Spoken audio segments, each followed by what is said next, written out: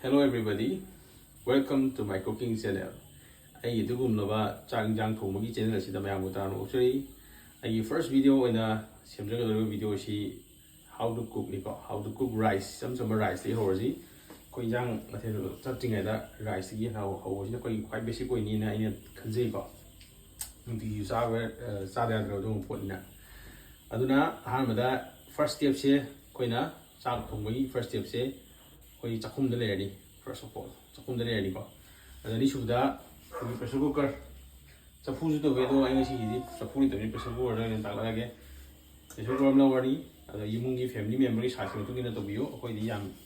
ai di tonga jawi na si da macha to gere adana si le ni ko adagi second ai cheng ha pa du cam ha pa da ge usra ge ko cheng je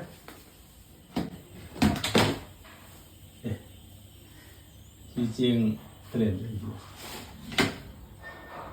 cheng wan de are to si video si thang da ge ko na